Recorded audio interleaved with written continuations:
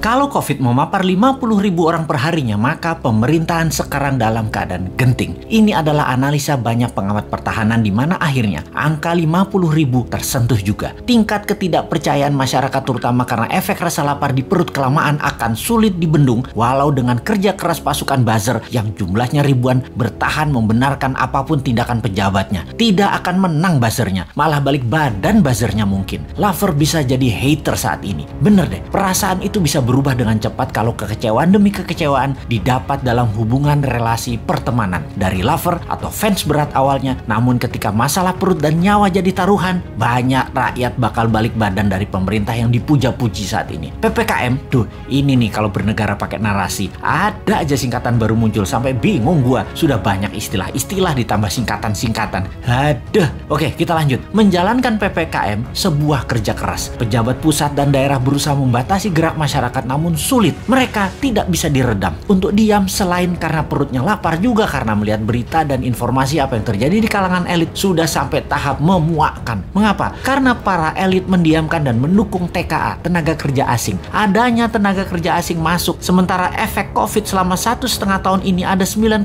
juta pengangguran karena pandemi ini, tetapi elit malah lebih mendukung TKA atau tenaga kerja asing. Hal ini sangat menohok hati masyarakat. Perbuatan memasukkan tenaga kerja asing tadi sungguh melukai banyak hati masyarakat. Ketika dipertanyakan kok diizinkan masuk, maka jawaban pejabat yang paling berwenang dan berkuasa tersebut adalah kita tetap harus dukung investor asing. Jangan sampai investor asing jadi kecewa dan merusak hubungan diplomasi dan ekonomi negara Indonesia. Asli saya enek perut saya mendengar pejabat tersebut bicara. Gila bener. Hak rakyat bertanya dikebiri dengan jawaban picisan dan hak rakyat untuk sehat dipermainkan. Rakyat lapar, Pak. Kok nganggap Tiongkok satu-satunya dewa penolong sih? COVID meledak ini adalah kegagalan Anda juga penanganannya. Kegagalan mengelola negara, dan hebatnya pejabat yang maha serba bisa itu mengatakan kita minta bantuan Tiongkok. Gua blek pol lu ah, Tiongkok mau bantu gratis apa? Lu gile. Lalu di sebuah podcast, jawaban Anda pedagang bener deh. Asli Anda ini pedagang. Gua pikir lu negarawan. Kok bisa yang maha baik di pucuk pimpinan masih menggunakan orang seperti begini? Ampun Gusti, ujian apa bangsa ini sampai diberikan dan mendapat pemimpin dan pejabat model begini? Wahai Tuhan yang maha membalikkan hati,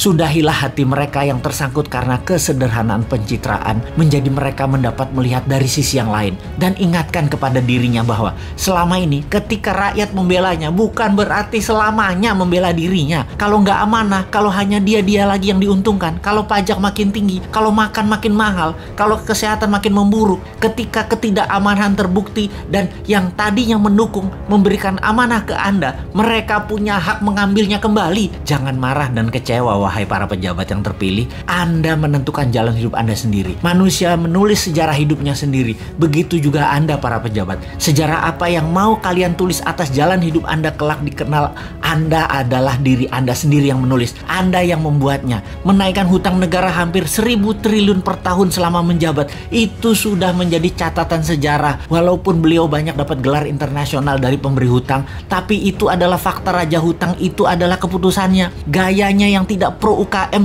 dan tidak pro dunia usaha sudah menjadi catatan sejarah panjang juga. Dan menaikkan pajak-pajak serta memajaki hal-hal yang aneh-aneh adalah solusinya juga telah menjadi sejarah dirinya yang dipilihnya untuk anak bangsa, dan cicitnya mencatat dan melihat hal itu. Kembali ke COVID, untuk mencapai rekor tertingginya saat ini dan produk solusinya adalah terbanyak barang impor semua yang namanya antigen, PCR, vaksin, masker. Ada baiknya ke depan kita menggunakan produk-produk lokal yang dibiayai dengan strategi MMT, printing money. Duh, gregetan banget mau bantu negara ini. Sulit bener ya. 3 tahun lagi itu lama loh.